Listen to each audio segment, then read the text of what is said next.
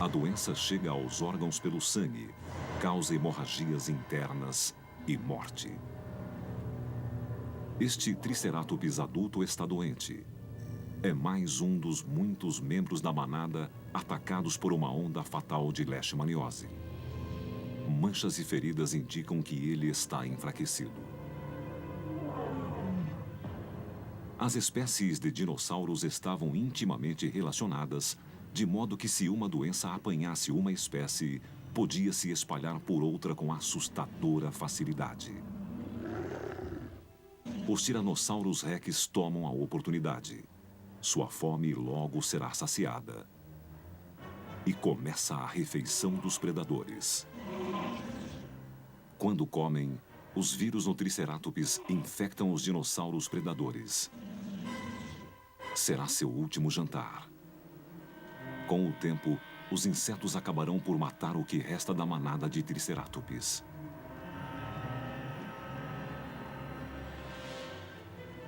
Só esse inseto e essa doença podem ter matado milhares de dinossauros. Mas é preciso bem mais para acabar com toda uma espécie. Múltiplas doenças e pragas, muitas espécies invasoras, 10, 20, 30, penetraram o habitat e levaram ao caos. Uma combinação de doenças se espalhou pela população de dinossauros.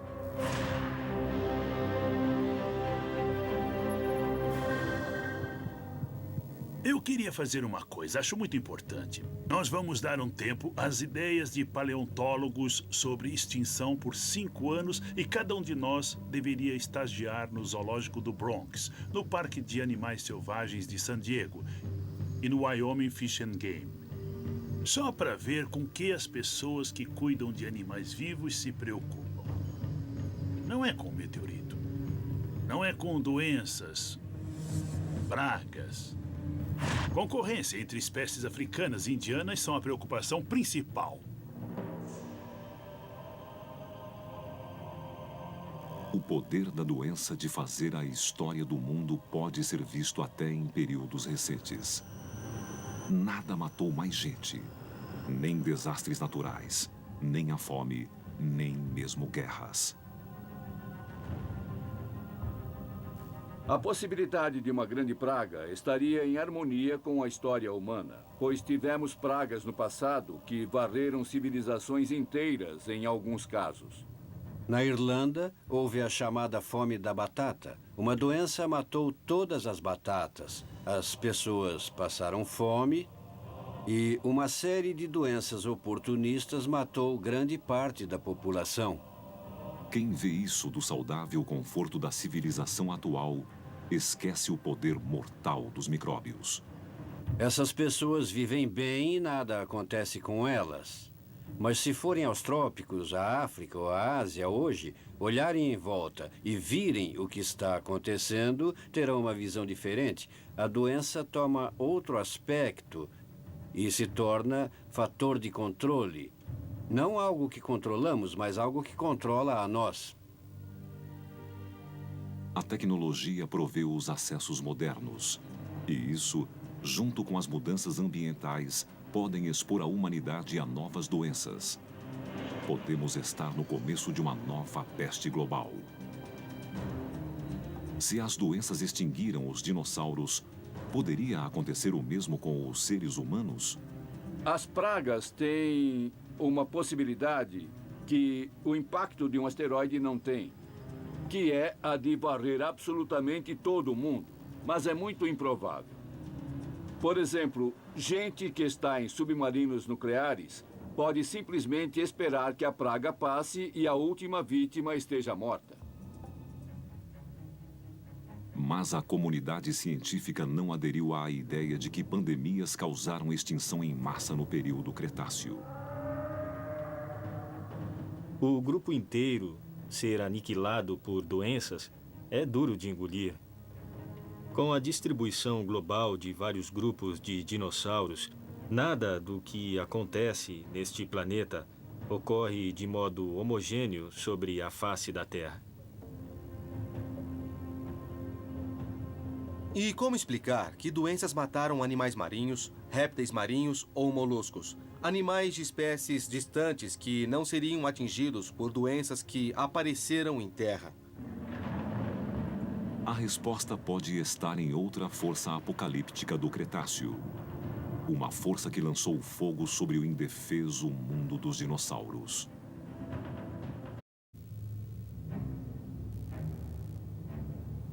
Estes platôs montanhosos da Índia Central, conhecidos como Deccan Traps, contêm sinais de um desastre da era dos dinossauros, talvez muito maior do que o impacto do meteorito ou a retração dos mares. Segundo Gerta Keller, perita em extinção em massa da Universidade de Princeton, a chave para a extinção dos dinossauros está aqui. Apesar de calma e pacífica hoje, há 65 milhões de anos, a Índia foi o epicentro da destruição.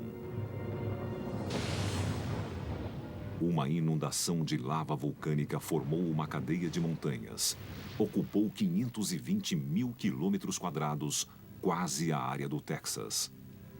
E formou picos de mais de 1.500 metros. Tudo começou quando colunas de magma incandescente subiram à superfície. Altas colunas de fogo lançaram gás e cinzas na estratosfera. E, embaixo, lençóis de lava fluíam e recobriam a Terra. Por quilômetros e quilômetros. Centenas e milhares de quilômetros. Essas erupções são chamadas de inundação basática e não equivalem às do Monte St. Helens ou de qualquer outro vulcão ativo. Essas vêm de uma fissura na Terra. A crosta terrestre se separa e a lava jorra. Por mais destrutiva que a lava fosse, foram os gases venenosos que trouxeram a exterminação. A história humana tem um exemplo terrível. Em 8 de junho de 1783, perto da cidade de Laki, na Islândia, um vulcão entrou em erupção. Ela durou 8 meses e teve consequências brutais. O sol ficou vermelho sangue e uma névoa muito densa cobriu não só a Islândia, mas se espalhou sobre a Europa. Instantaneamente, 50% da vida foram extintos. Depois, chuva venenosa caiu do céu, engrossada com cinzas, enxofre e sal, e recobriu todas as plantas, que se tornaram amarelas, secaram e morreram. A fome foi imensa e 1/4 da população morreu.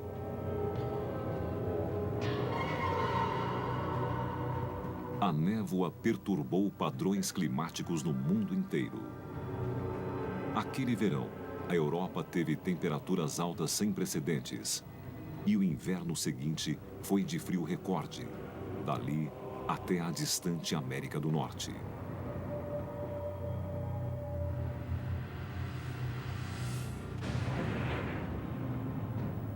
Por mais destrutiva que tenha sido Laki, ela não foi nada comparada à fúria das erupções de Deccan, que foram 5.000 vezes maiores e que podem ser suspeitas de exterminar os dinossauros. Mas há cientistas que negam que as erupções causaram a extinção. Por quê? Porque uma série de erupções similares, há 17 milhões de anos, no platô de Colômbia, no noroeste da América do Norte, não causou extinção alguma.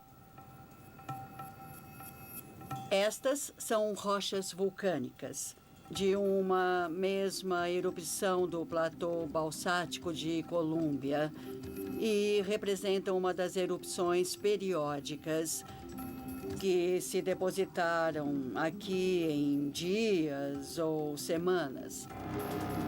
Quando continuamos a descer a montanha, encontramos um platô que parece ser a quebra entre esta erupção e a seguinte.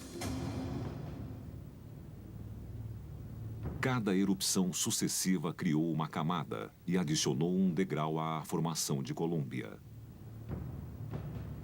Apesar da lava cobrir milhares de quilômetros quadrados, ela não teve o efeito arrasador que se poderia esperar. A razão é que toda a formação de platôs de Colúmbia levou mais de 10 milhões de anos para se formar.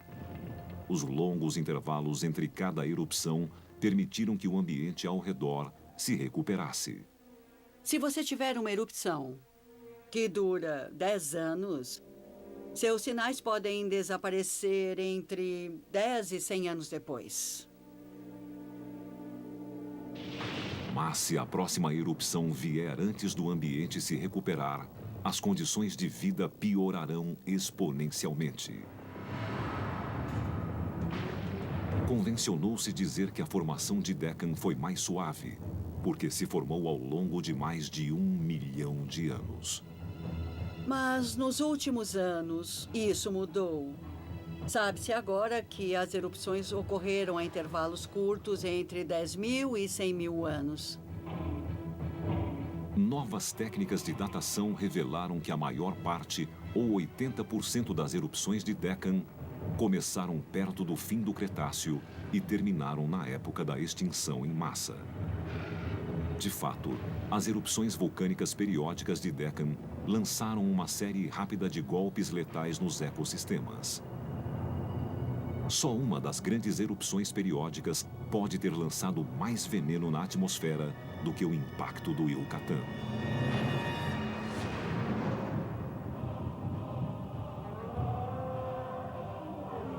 As duas são catástrofes que teriam causado terremotos, tsunamis, incêndios não globais, mas locais com certeza, chuva ácida, nuvens de gás venenoso e resfriamento. Mas todas as erupções juntas teriam o efeito do impacto de dezenas de meteoritos espalhados por milhares de anos. Os efeitos dos vulcões da Índia engolfaram o planeta.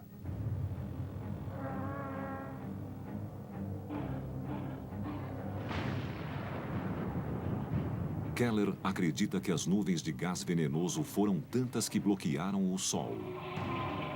Os animais não podiam respirar, e a chuva teria absorvido os gases do ar e destruído a vegetação mundo afora, onde quer que ela caísse. Basicamente, podemos dizer que achamos a prova cabal. A teoria do vulcanismo de Deccan é a principal explicação para a extinção em massa. O supervulcanismo pode até levar à extinção dos humanos. Um dos destinos turísticos mais populares dos Estados Unidos está exatamente em cima de uma dessas bombas relógio. Um impacto de meteorito. Mudanças climáticas. Retração do nível do mar. Doenças. Vulcões. O que matou os dinossauros? E qual desses cenários mais ameaça a civilização humana? Há uma diferença entre uma catástrofe que pode nos derrubar, matar 90% dos humanos ou 99% e extinguir a humanidade. São coisas diferentes. Você pode liquidar 99% das baratas de sua casa, mas sempre restará um casal em algum lugar. É tentador pensar que o que extinguiu os dinossauros não é mais problema hoje. Mas o que causa a fervura sob o Parque Nacional Yellowstone indica o contrário. O parque fica sobre um grande reservatório de magma. Na prática, um gigantesco vulcão. Cientistas acreditam que entre em erupção a cada 600 mil anos e a última erupção foi há 640 mil anos. Estamos atrasados.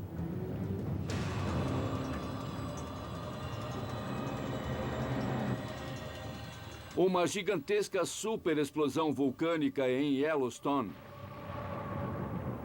pode ter os mesmos efeitos do impacto de um asteroide.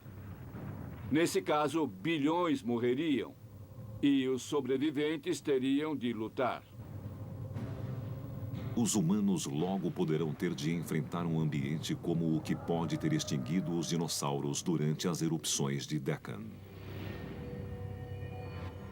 Por outro lado, os dinossauros podem ter sido vítimas de outro exterminador, um que sempre volta e que pode nos fulminar. A cada 26 milhões de anos, porém não temos certeza, parece haver uma extinção em massa. Então a pergunta é, o que poderia voltar para cá a cada 26 milhões de anos? Há um suspeito na orla do nosso sistema solar. Uma horda de cometas, gigantescos cubos de gelo, chamada nuvem de Oort, poderia ser responsável pela morte em massa.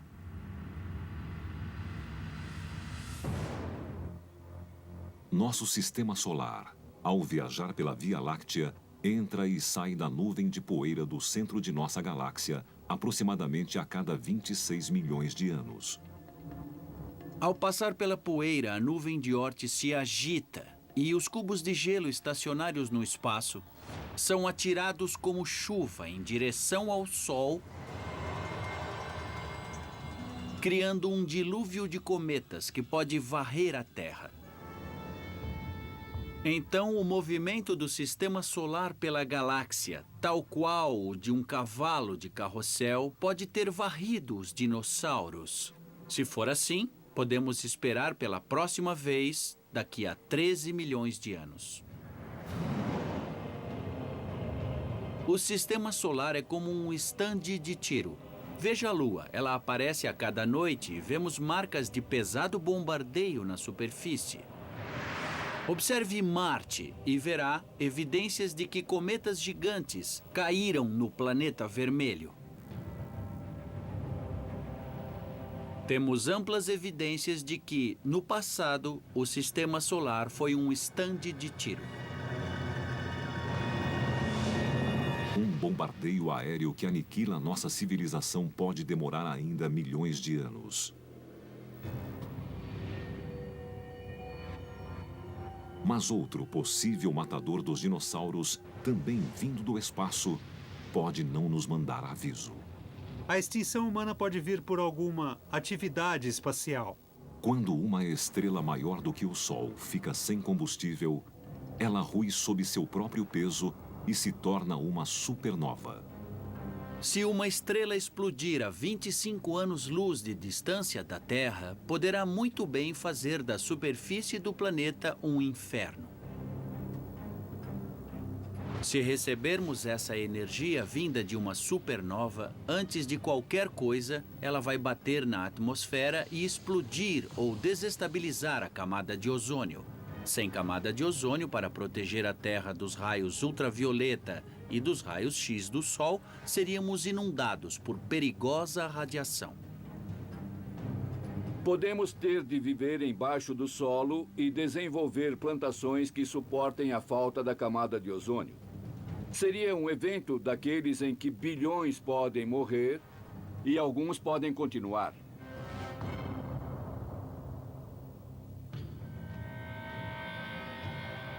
Poderia uma explosão estelar ter extinguido os dinossauros? Acharam uma nuvem de radiação que teria passado por este planeta há mais ou menos 65 milhões de anos, o que indica que uma estrela se tornou supernova na época e acabou afetando a Terra. A repercussão pode ter sido terrível. Falamos de um objeto que brilha visível à luz do dia e que à noite brilha mais do que a Lua, que poderia ser o objeto mais brilhante do céu.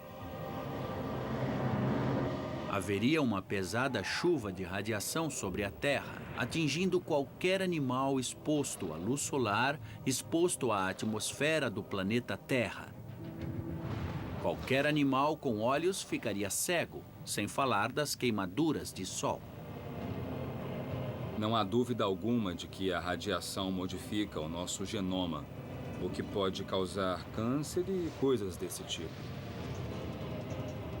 As plantas morreriam, a vegetação toda secaria sob o enorme sopro de radiação vindo do espaço.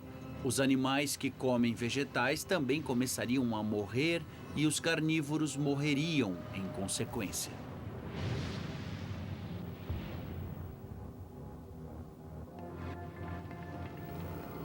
Mas a ciência não está convencida da versão da estrela supernova. Não há ossos o suficiente na fronteira CT que indiquem que os dinossauros foram mais afetados por altas doses de radiação do que outros animais. Nada disso é visível nos fósseis. Por isso, a resposta sobre o que matou os dinossauros nos escapa há tanto tempo. Não temos, na verdade, um livro completo com todas as páginas dos registros fósseis. Faltam muitas e muitas páginas. Não sabemos muito bem o que houve exatamente na fronteira Cretáceo-Terciária. E precisaríamos desse tipo de evidência para responder o que houve com os dinossauros, porque foi nesse período que se tornaram extintos.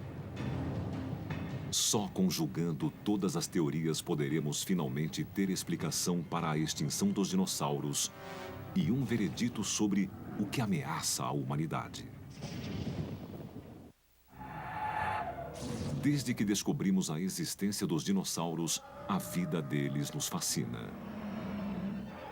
São divertidos. Eles iluminam a mente com suas formas, tamanhos, cores e períodos. Jurássico, Cretáceo é legal, muito legal.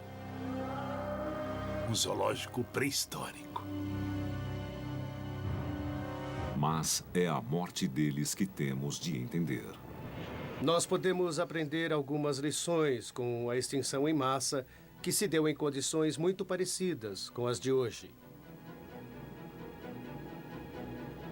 Já que o destino da humanidade é tão incerto, não podemos nos permitir de errar. Eram criaturas horrendas que desapareceram de repente da face da Terra. Foi como se os dinossauros caíssem numa armadilha. Terremotos, tsunamis, nuvens de gás. Fase de inverno contínuo. É como a teoria de um crime que aconteceu depois da vítima estar morta. Já estavam mortas. Trilhões e trilhões de meteoros. Nuvens de gás venenoso. Batendo na atmosfera, todos ao mesmo tempo. A Terra se separa. Caiu no Yucatán. Carga epidemiológica. Batendo na atmosfera. Nuvens de gás. Pedaços de crosta terrestre. É como um assassino em série. Tudo indica um desastre. A verdade tem nos escapado. Todos querem respostas e causas simples. Nossa mente funciona assim. E a ciência também procura uma só causa. Se julgasse o asteroide como assassino por ter matado os dinossauros, haveria provas para condená-lo? De fato, provavelmente não. Deve haver uma espécie de mistura, de soma de fatores que criaram eventos que levaram à extinção desses animais.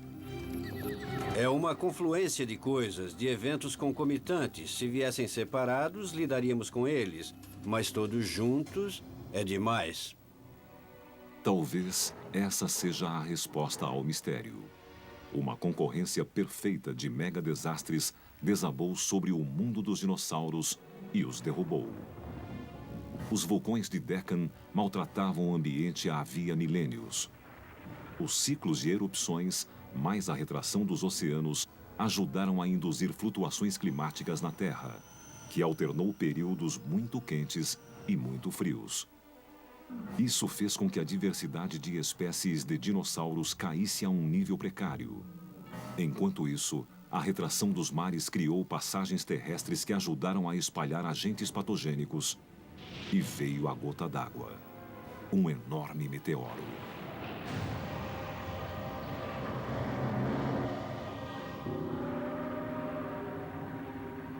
Os dinossauros estavam em seu ponto de diversidade mais baixo quando o asteroide caiu, e isso foi muito, muito ruim para eles. Um asteroide pode causar a extinção de um ecossistema, já enfraquecido por outras coisas. O meteorito, tido como vilão da extinção dos dinossauros, pode ter tido apenas um papel coadjuvante. Pode ter sido apenas a complicação de um ferimento já fatal. Eu só posso concluir que nós superestimamos muito os efeitos catastróficos do impacto. Acho que os dinossauros estavam condenados com ou sem asteroide caindo na Terra.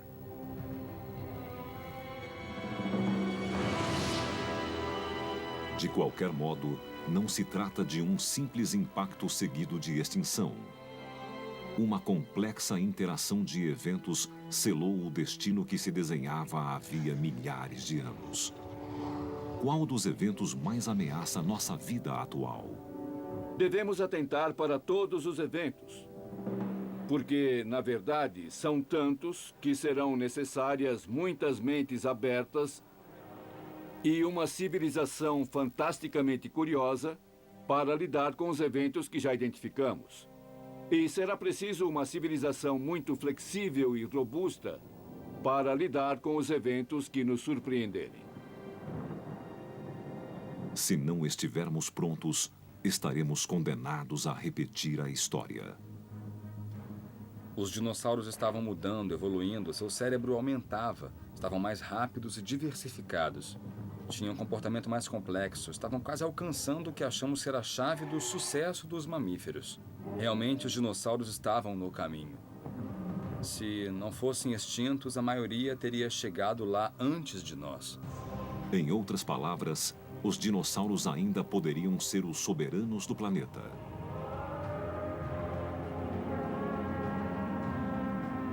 Felizmente, não são mais. Senão, a raça humana não teria tido chance nenhuma.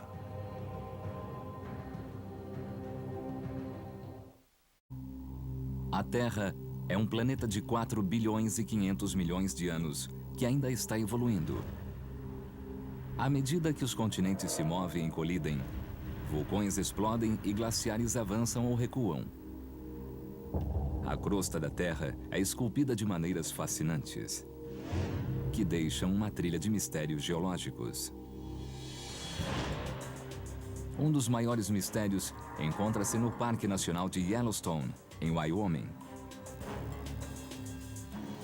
Este é um dos locais mais ativos, geologicamente, sacudido por mais de 5.000 terremotos ao ano e com mais geysers e fontes quentes do que todo o resto do mundo. Por que Yellowstone é tão ativo? Como se formou? E por que no coração das Montanhas Rochosas? Os cientistas estão revelando um passado violento, escavado pela água, esmagado por glaciais antigos e explodido pelas mais violentas erupções vulcânicas do planeta.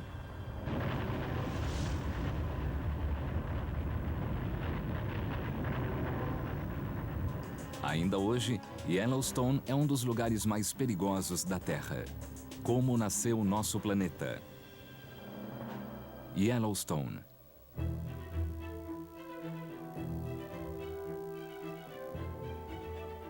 O Parque Nacional de Yellowstone é um dos lugares mais surpreendentes da Terra e é único.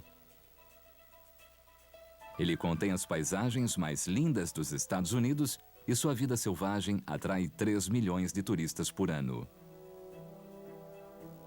Para entender como Yellowstone surgiu e por que é tão ativo hoje, precisamos retroceder até o passado distante e ir às profundezas da Terra. Yellowstone fica a 2.400 metros de altura em um planalto montanhoso remoto em Wyoming, Idaho e Montana. Sua área é de 9.000 quilômetros quadrados, 100 quilômetros de norte a sul e 86 quilômetros de leste a oeste. E está sobre a estrutura geológica mais incomum e mortal do mundo. O que é incomum no parque? A vida selvagem é incomum? Não. Os amplos espaços abertos são incomuns? Não. Isso existe em todo o oeste. O que é incomum? Foi uma geologia muito incomum que criou o parque. Yellowstone foi fundado como o primeiro parque nacional do mundo por causa da geologia. É essa geologia estranha que atrai os cientistas para o parque. A tarefa deles é montar uma história dos incríveis processos que construíram essa paisagem e se aprofundar no passado de Yellowstone. A história geológica de Yellowstone data da formação da América do Norte. Algumas das rochas em Yellowstone têm algo em torno de 3 bilhões de anos e são as mais velhas do continente.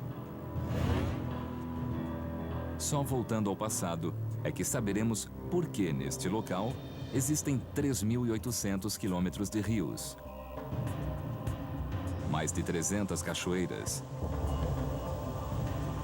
e a maior concentração mundial de fontes de água quente, buracos de lama borbulhante, saídas de gás e geysers. O que tudo isso revela sobre esta paisagem e como ela se formou?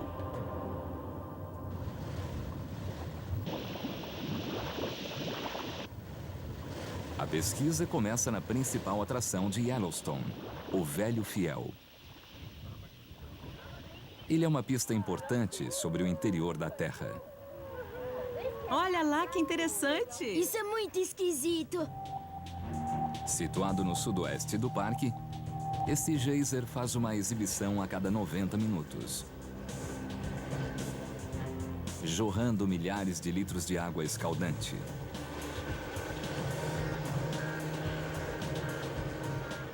Yellowstone é diferente de todos os locais na Terra. Há muito calor saindo aqui. É mesmo um fenômeno singular. Depois de um cochilo de 90 minutos, o Velho Fiel volta à vida. Ele não estava cochilando, estava se recarregando. A temperatura da água aumentava e o sistema se pressurizava. Embaixo do Velho Fiel existe um sistema complexo de bombeamento, com muitas cavernas e condutos. A água da chuva satura o solo ao redor do geyser e enche o reservatório subterrâneo. Rochas quentes sob a superfície aquecem a água durante 90 minutos. Depois, um pouco de água esguicha por uma fenda nas rochas, causando uma queda na pressão dentro da câmara. Rapidamente, milhares de litros de água são transformados em vapor e lançados ao ar. Olha lá que interessante! Quando a pressão aumenta o suficiente, bolhas de vapor começam a subir à superfície, o sistema se despressuriza e ocorre uma erupção completa. O Velho Fiel mostra que as rochas subterrâneas são muito quentes.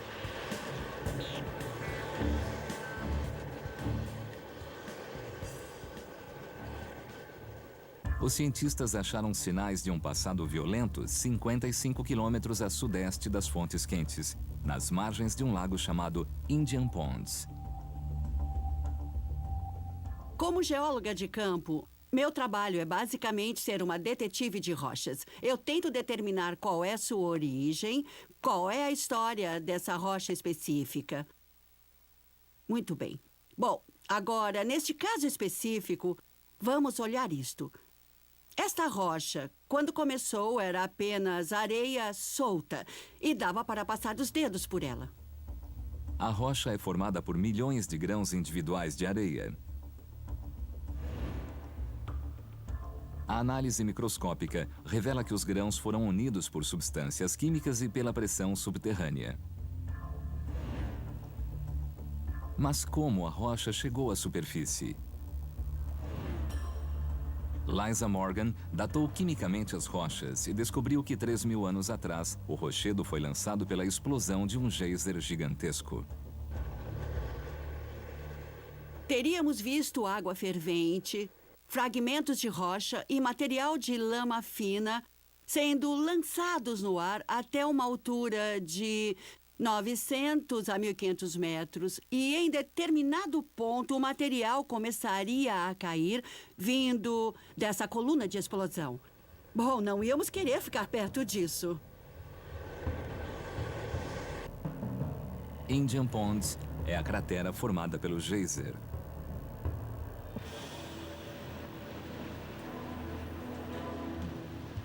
Mas ele é bem pequeno, perto da cratera que Liza Morgan achou em Mary Bay, no lago Yellowstone.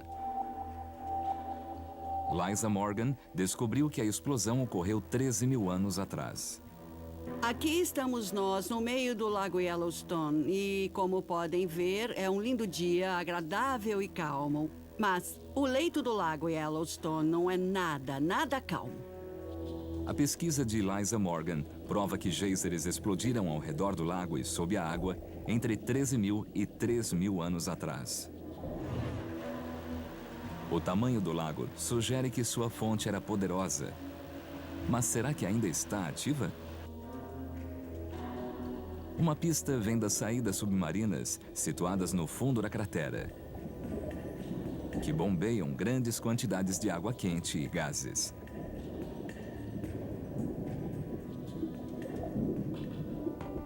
Para descobrir o que cria os gases, Jake Lowenstern coleta amostras das fontes quentes no centro do parque.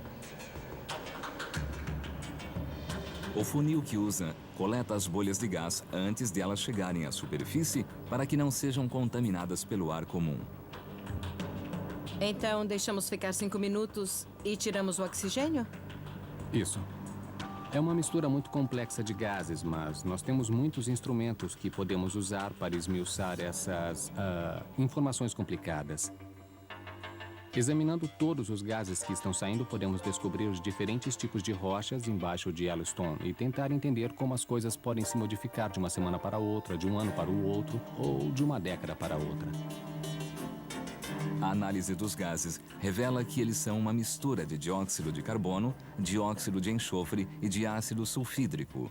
É a mesma mistura expelida pelos vulcões. A pista crucial sobre as rochas está na borda das fontes quentes. Estes são cristais de quartzo que coletamos ao lado desta fonte. Isto é o que sobrou e foi expelido, formando uma crosta ao redor da fonte. São belos cristais de quartzo.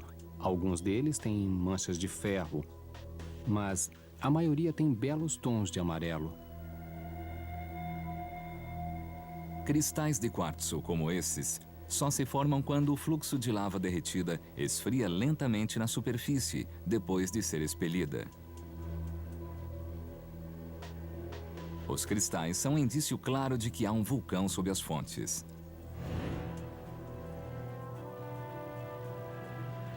As águas quentes de Yellowstone indicam uma conclusão. Yellowstone só pode se originar do calor de um vulcão.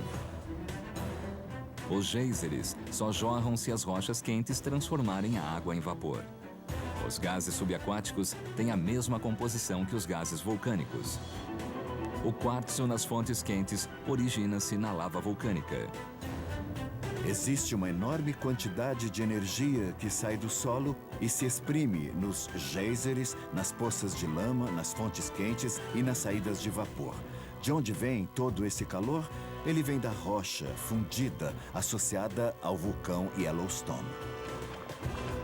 Mas isso deixa uma questão sem resposta. Nesta paisagem aberta, onde está o vulcão?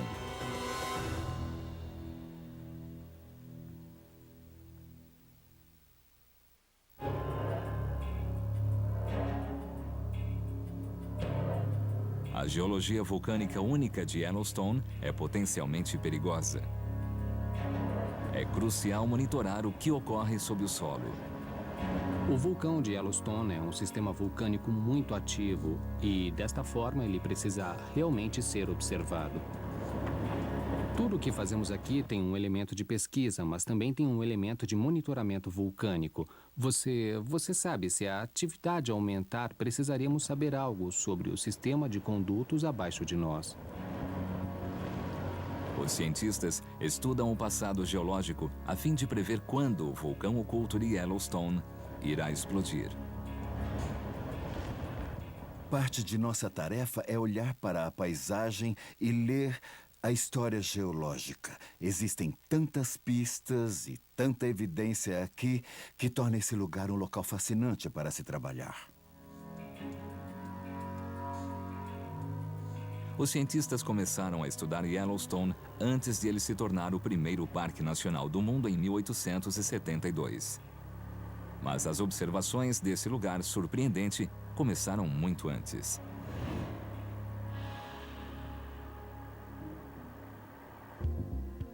A datação de pontas de flechas mostra que os índios moravam aqui 11 mil anos atrás. Eles contaram lendas de espíritos furiosos que faziam o chão tremer aos primeiros exploradores como Lewis Clark. Depois, relatos de caçadores e exploradores como John Coulter e Jim Bridger falaram de geysers que jorravam 20 metros no ar e de fontes tão quentes que serviam para cozinhar. Isso foi considerado lenda até que, em 1860, os geólogos descobriram que os fluxos de lava e as saídas de água eram sinais de atividade vulcânica.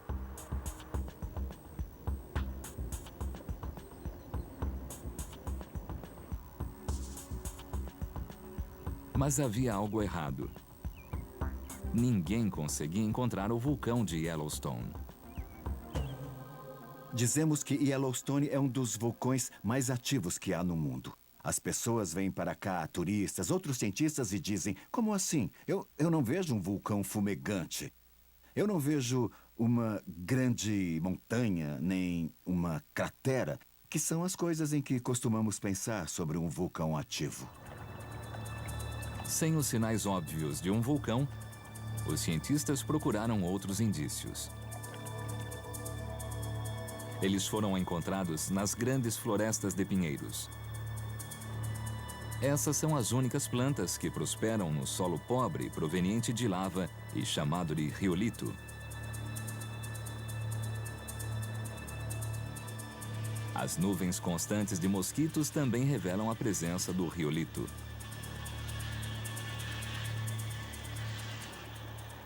Os riolitos não são muito permeáveis.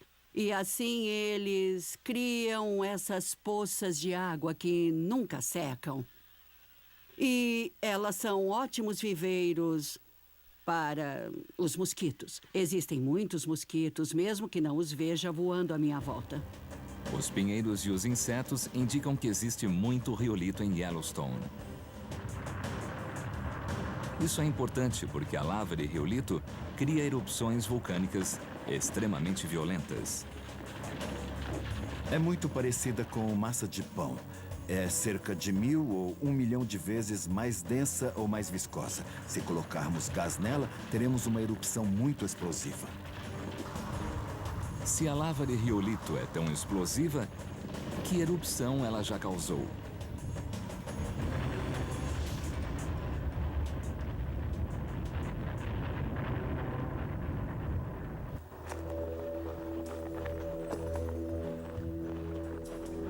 Para descobrir isso, os cientistas pesquisaram no vale de um rio distante, em Meadow Creek, no Wyoming.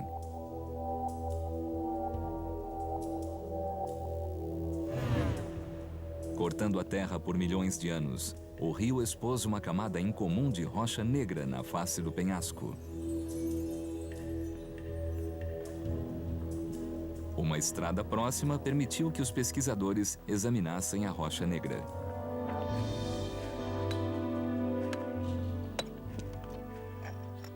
Se olhar para esta amostra bem de perto, você verá um fragmento de púmice. Estes pontos aqui são fragmentos de rocha. E se fizéssemos um corte transversal da rocha e olhássemos no microscópio, nós veríamos cacos de vidro comprimido. A camada negra, que os geólogos chamam de obsidiana, é um tipo de vidro. Esse é um sinal claro de que as rochas e o solo vieram de um vulcão. Porque a obsidiana é criada quando o gás e as cinzas quentes são rapidamente resfriados sob grande pressão.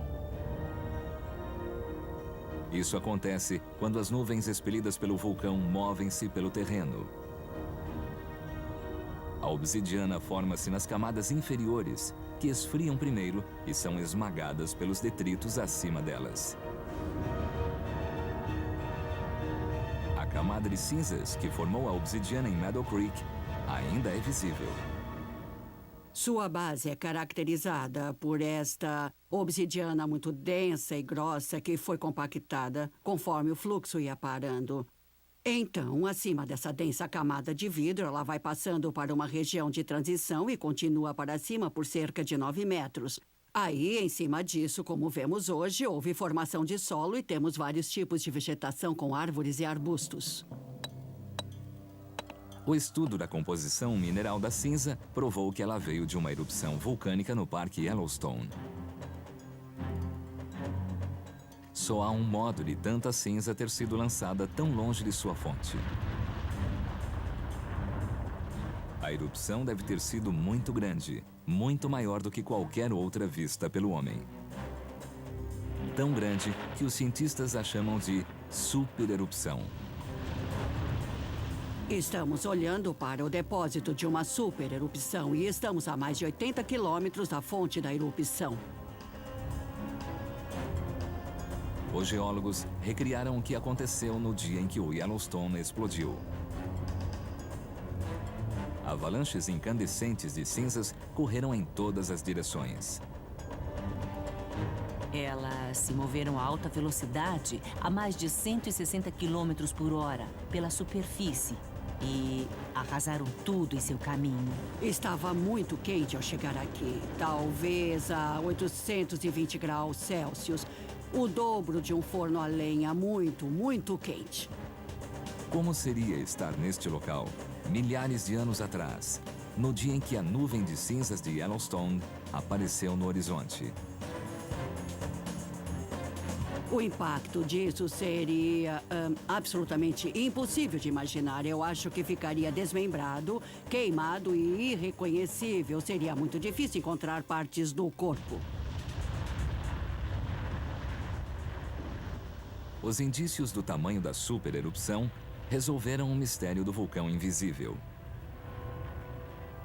Os cientistas perceberam que a supererupção deve ter explodido o próprio vulcão.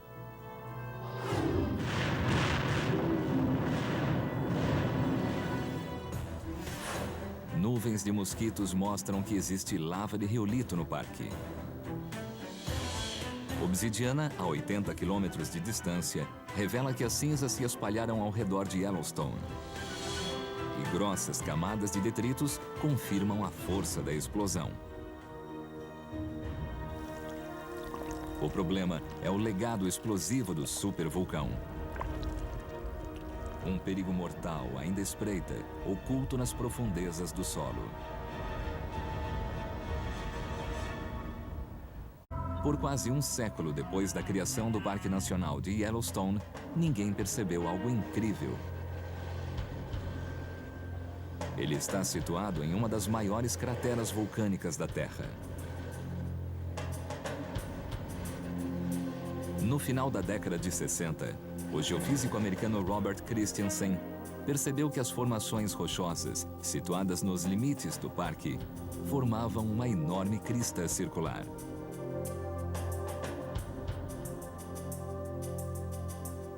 Ele comparou seus achados no solo com fotos da NASA, tiradas entre 1966 e 1970, e confirmou que o círculo era a borda de uma cratera gigantesca, com 70 quilômetros de diâmetro. Parte da borda da cratera ainda é bem visível, mas o outro lado fica fora do alcance da visão.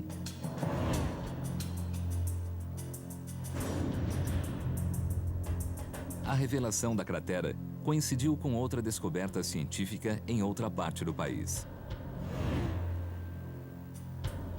Na Califórnia, os cientistas identificaram uma fina camada de cinzas sob o solo moderno. As cinzas combinavam com o material da cratera de Yellowstone. A datação das camadas de solo provou que as cinzas eram de 640 mil anos atrás e forneceu uma data para a supererupção de Yellowstone.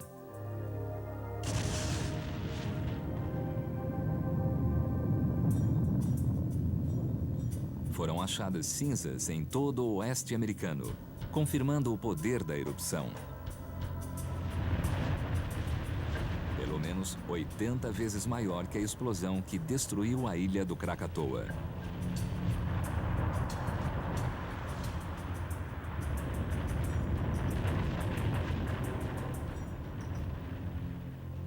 e 2.500 vezes maior do que a erupção do Monte Santa Helena.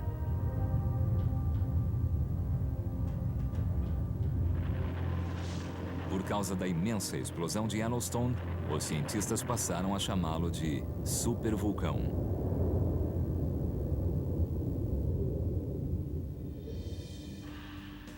Mas isso criou outro mistério.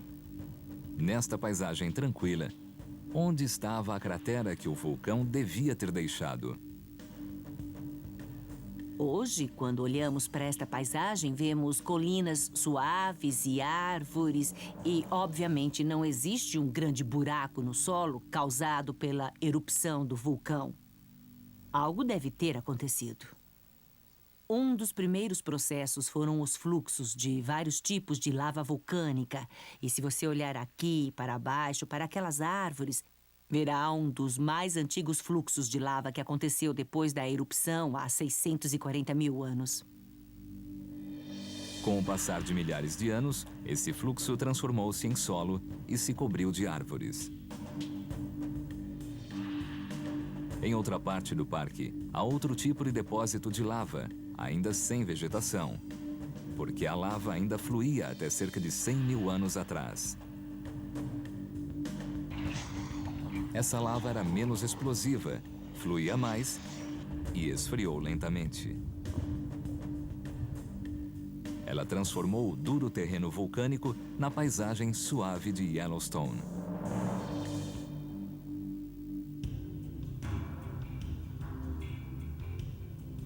Por algum tempo, houve calma em Yellowstone.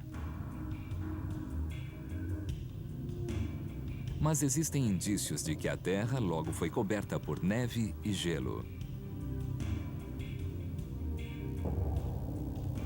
O gelo que poliu as rochas contou uma história e nos deu evidências das forças vulcânicas que ainda hoje moldam o parque. A história é revelada por pequenas pistas. Arranhões nas rochas revelam a direção em que o gelo se movia. Eles mostram que os glaciares sempre deslizam do mesmo modo, para fora e para baixo, a partir do centro do parque. A única conclusão é que algo empurrou Yellowstone tão mais alto do que o terreno circundante que se formaram glaciares no centro.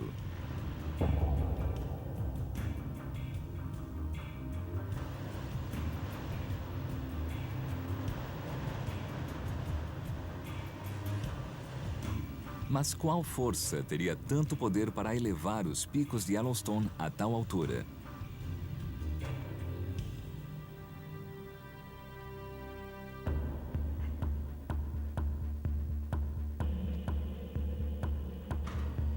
A primeira pista para a resposta vem dos numerosos terremotos em Yellowstone.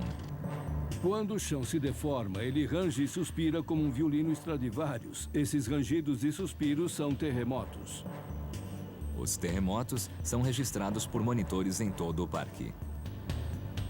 O monitoramento de terremotos é uma parte crucial do quadro porque é basicamente o estetoscópio que temos para realmente ver e sentir o coração do sistema.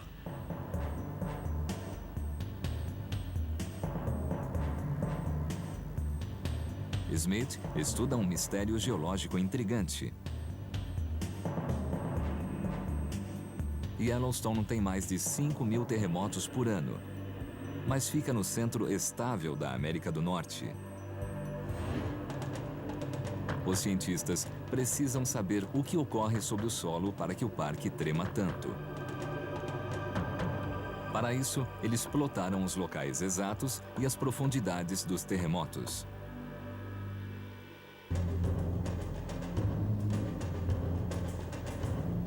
Então, por que há tantos terremotos? A resposta só veio em 1980, quando os computadores deram aos cientistas a visão do interior da Terra. As ondas sísmicas viajam depressa pelas rochas frias, mas devagar por rochas quentes. A variação da velocidade das ondas é transformada pelos computadores em imagens coloridas, que revelam onde estão as rochas quentes sob o solo. As ondas sísmicas propagam-se pela Terra como os raios-x passam por um corpo. E usamos a mesma física para reconstruir a estrutura geológica da Terra. As ondas sísmicas desenharam as estruturas subterrâneas do parque, revelando a história do que aconteceu sob Yellowstone. Elas revelaram um gigantesco reservatório de rochas fundidas que criou a cratera de Yellowstone quando a lava foi expelida e o solo caiu no espaço vazio. As ondas sísmicas movem-se devagar sob Yellowstone, mostrando que a câmara de magma ainda se oculta embaixo do parque. Ela tem mais de 50 quilômetros de comprimento, 40 de largura e 15 de profundidade. Mas seu tamanho se altera conforme a câmara contém mais ou menos rochas fundidas a 260 graus Celsius. Esse é o coração oculto do Parque Yellowstone. O modo em que a câmara se move deforma o solo acima, explicando as linhas de falha e os terremotos. Vem dela o calor que aquece as piscinas de água quente e os geysers de Yellowstone.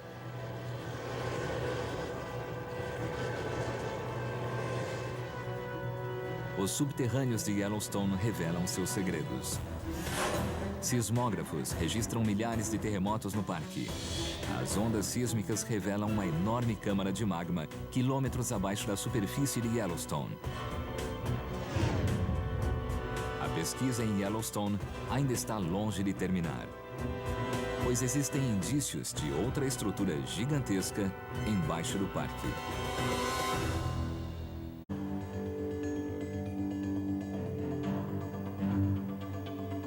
No início do século XXI, os cientistas fizeram imagens do que existe embaixo do parque. Mas havia um problema. A tecnologia só alcançava alguns quilômetros abaixo da superfície. Então, conforme mais dados eram inseridos em computadores mais potentes, houve uma descoberta. Em abril de 2006, foram publicados diagramas de estruturas quentes muito profundas sob o parque. E os computadores criaram imagens mais detalhadas. Os resultados foram surpreendentes. Pela primeira vez, os pesquisadores viram o que se oculta embaixo do Parque Yellowstone.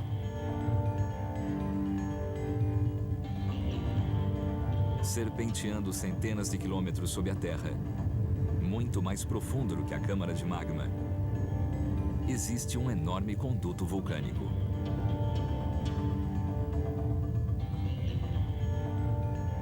Não se sabe ao certo qual profundidade atinge, mas estimam-se 650 quilômetros, o dobro da distância entre Washington e Nova York.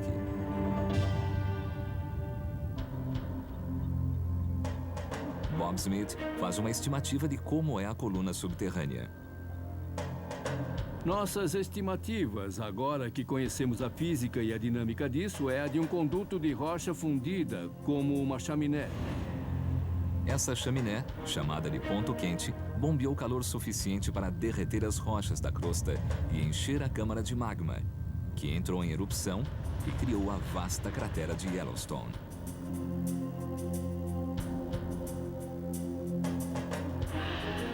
Entender a formação da cratera foi importante na pesquisa, pois existem indícios de que erupções semelhantes aconteceram antes, muitas vezes.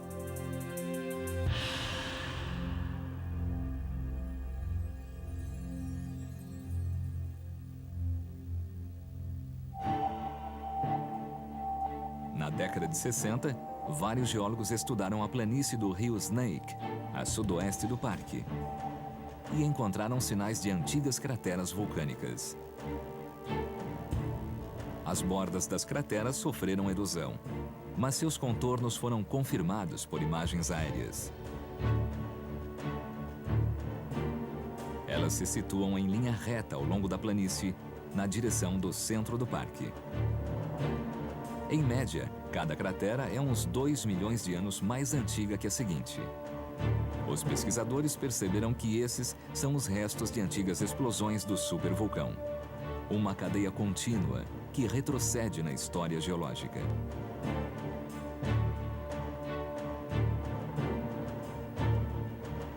Parece claro que, de tempos em tempos,